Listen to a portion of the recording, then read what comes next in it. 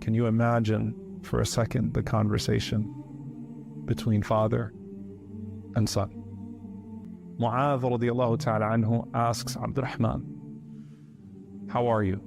When Abdurrahman was sick and he was dying. And Abdurrahman radiallahu ta'ala anhu says to Muadh radiallahu anhu, Al-haqqu min rabbika, fala takunanna min al-mumtari. That this is the truth from your Lord, so do not be from those who have doubt. And Muadh radiallahu ta'ala anhu responds to Abdurrahman, and he says, وَأَنَا سَتَجِدُنِي إِنْ شَاءَ اللَّهُ مِنَ الصَّابِرِينَ. And you will, inshallah, find me from the patient. Their last conversation with each other in this dunya was actually a conversation which was an ayah of the Quran from each of them. And Abdurrahman radiallahu ta'ala anhu passes away. All right, let's jump right in today. We're going way back to the early days of Islam. Sounds good. We're going to take a deep dive into the life of Muadh Ibn Jabal. Okay. He was a companion of the Prophet Muhammad. May the peace and blessings of Allah be upon him. Yes, fascinating figure. And this deep dive is going to be based on some source material that focuses just on Muadh. Excellent choice. This guy was a scholar, a teacher, a leader. I think you'd be really interested to hear what we uncover about him today. You know, it's amazing just thinking about Muadh. Yeah. His story really begins even before he became Muslim. Oh, interesting. Yeah, even as a young man in Yathrib. His intelligence and charisma. Wow. They really made a big impact on people. So he was already kind of a standout guy. Yeah, definitely someone people noticed. Interesting. So what led him to Islam then?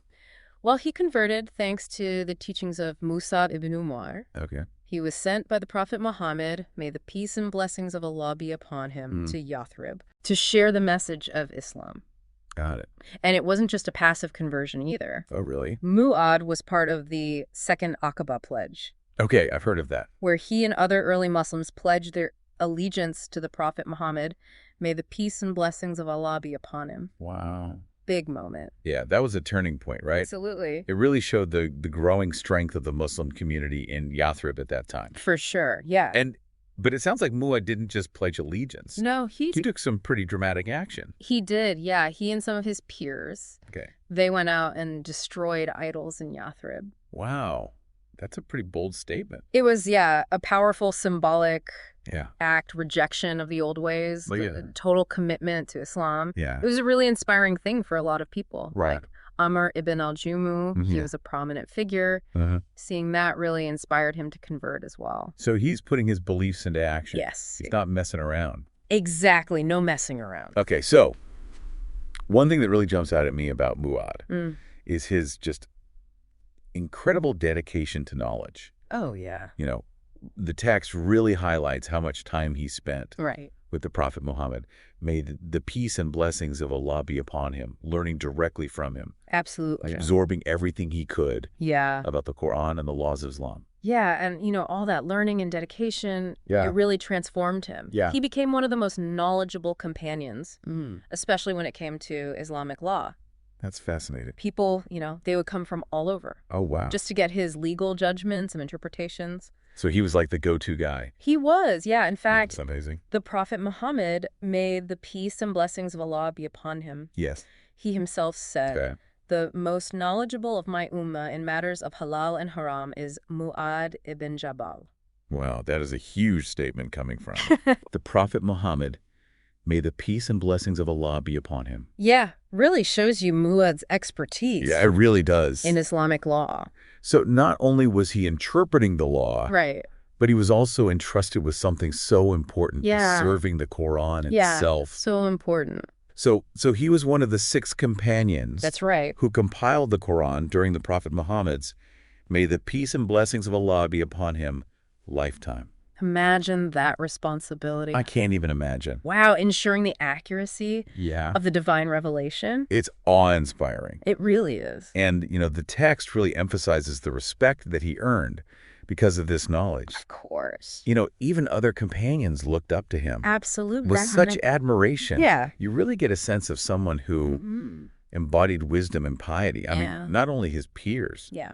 but the Prophet Muhammad. May the peace and blessings of Allah be upon him. Right. And even the first 2 caliphs after him, they all recognized Muadh's unique skills, and they wanted to put them to work. For sure. Yeah. Take, for example, Yeah. when the Prophet Muhammad, may the peace and blessings of Allah be upon him, tasked Mu'adh with teaching new Muslims in Makkah Oh, wow. after it was liberated, So pivotal role. guiding new converts Yeah. in their understanding of Islam. Like being thrown into the deep end. It is. But the Prophet Muhammad, may the peace and blessings of Allah be upon him, must have seen something really special in Mu'adh. Absolutely. Yeah. And his influence, Mm. it went beyond Makkah. Oh, really? It was also sent to Yemen, Wow. this time leading a missionary group. So not just a teacher, Right. but a leader as well. Exactly. It's clear his abilities were recognized by everyone. Absolutely. Is there anything in the text that gives us some insight into his approach to these tasks? Yeah, there's a really fascinating conversation recorded between Mu'adh and the Prophet Muhammad, may the peace and blessings of Allah be upon him. Just before he left for Yemen, Oh, wow. Okay. the Prophet Muhammad, may the peace and blessings of Allah be upon him, asked him how he would make judgments. Okay. And Mu'adh replied, I would rely on the Quran first, Right. then the Sunnah. The Prophet's teaching. Exactly. Okay. And if I couldn't find guidance in either of those, then I would use my own reasoned judgment.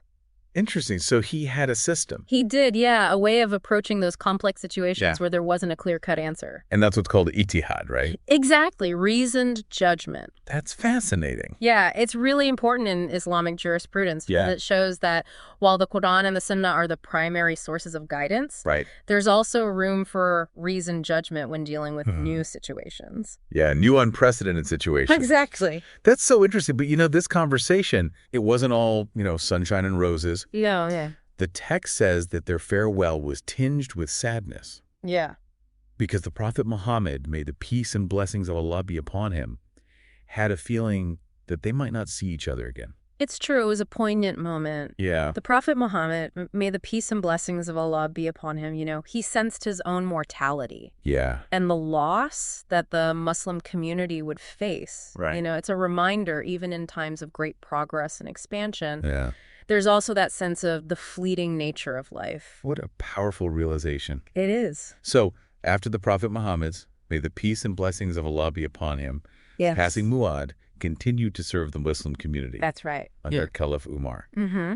And there's this one story that really struck me about how he handled the distribution of stipends and charity. Oh, yes. The story of the alert supervisor. Yeah, what a great example of Yeah. his honesty and integrity. Yeah, so he came home after distributing funds.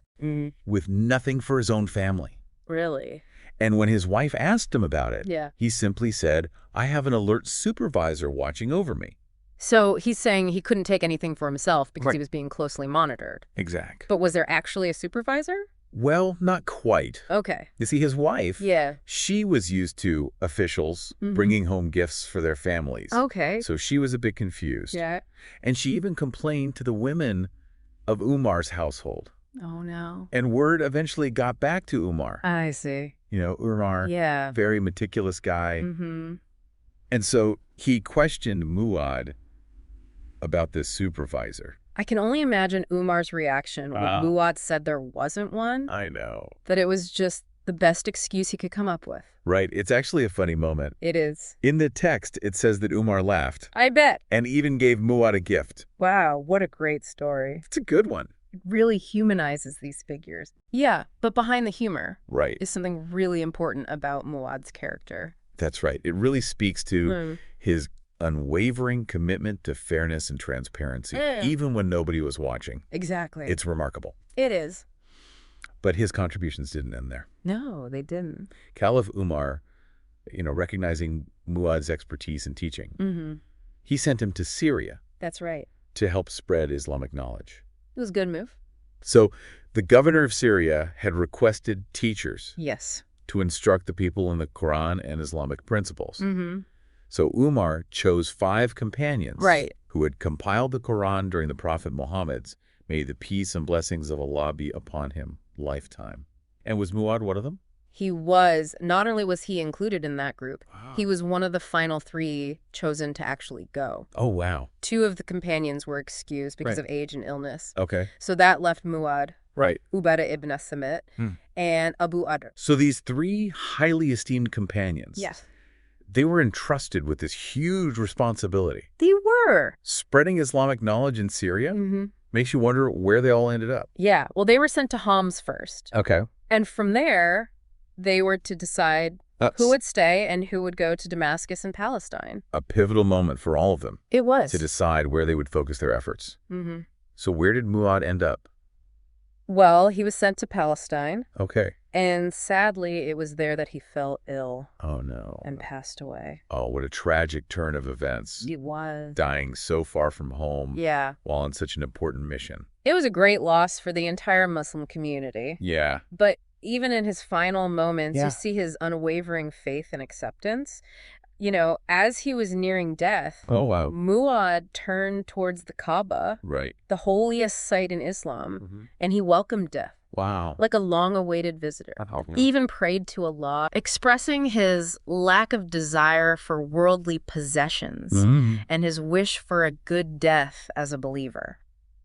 It's really a powerful testament to his faith. It is. Especially considering he was far from his homeland and his loved ones. Absolutely. It makes you wonder what kind of impact that unwavering commitment had on the people around him. I mean, imagine the example he set for other Muslims, those who knew him, and those who learned of his life and his works later. Yeah, he wasn't just a scholar. No. He lived his faith. Right. With such sincerity. Yeah, it really challenges us to think about how we embody our own beliefs and values. Absolutely. But let's take a step back. Okay. Look at the bigger picture of Muadh's life.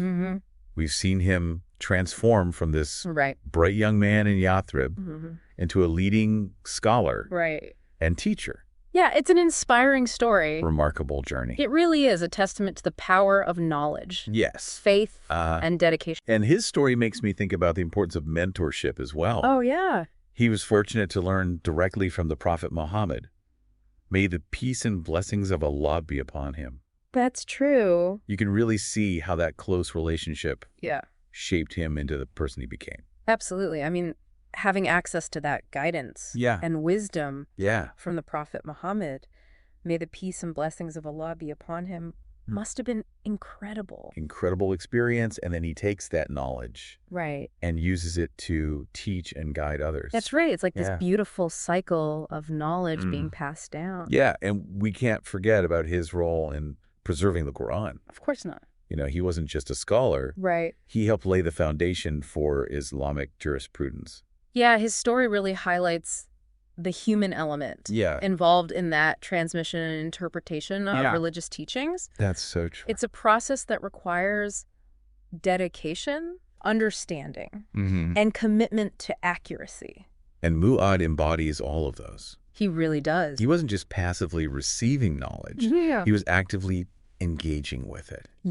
Seeking deeper understanding. That's right. Applying it to real-life situations. Absolutely. That's something we can all learn from. We can. Regardless of our background or beliefs. I mean, it makes you wonder, how can we in our modern lives cultivate that same spirit of seeking knowledge, thinking critically, and then applying what we learn to make a positive impact on the world? It's a challenge. It's a challenge. In a world that's just overflowing Yeah. with information. It is. But Muadh's example Right. shows us that it's possible It does. to be both deeply knowledgeable and actively engaged Yes. in using that knowledge for good. Absolutely. And his dedication to teaching Yeah. is such an important reminder of the value of sharing knowledge. Yes. Empowering others. It's true. He didn't hoard his knowledge. No, he shared it generously. Yeah, he nurtured the next generation Yeah. of scholars and leaders. It's like this ripple effect. It is. Where his impact continues even centuries later.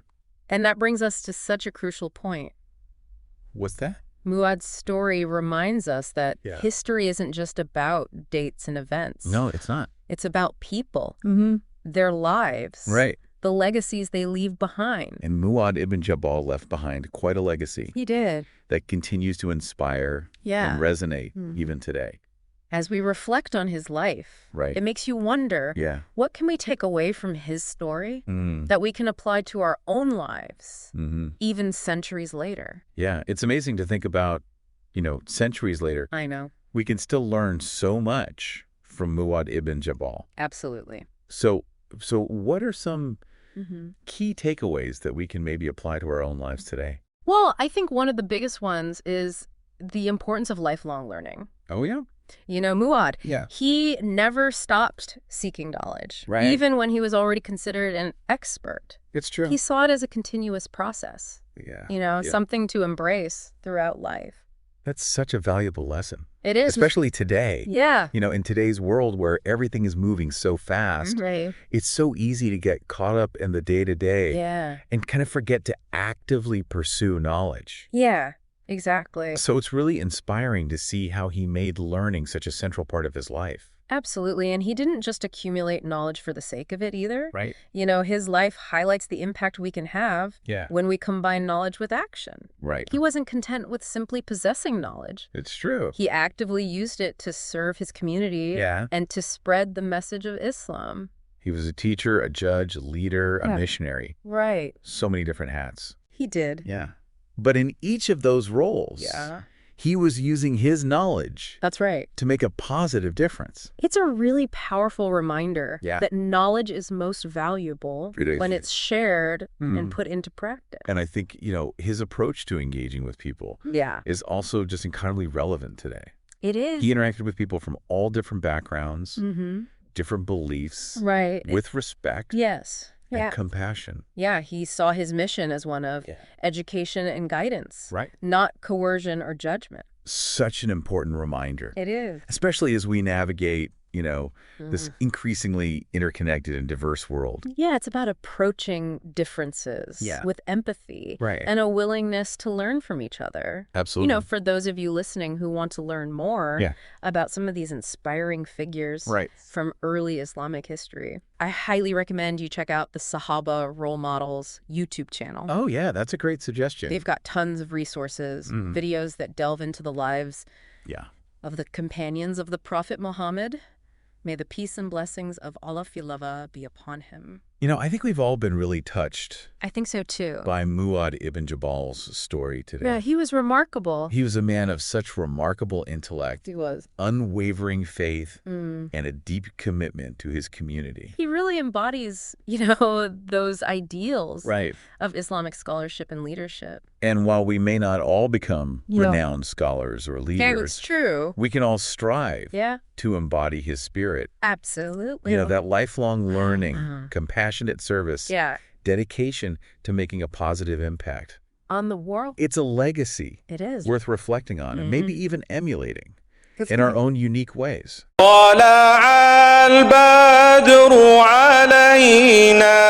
من ثنيات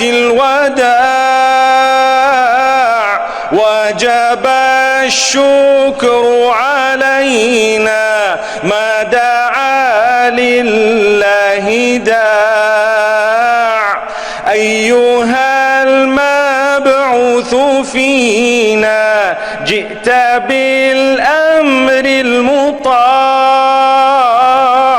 جئت شرفت المدينة مرحبا يا خير داع ما شاء الله we did it الحمد لله ما شاء بارك الله فيكم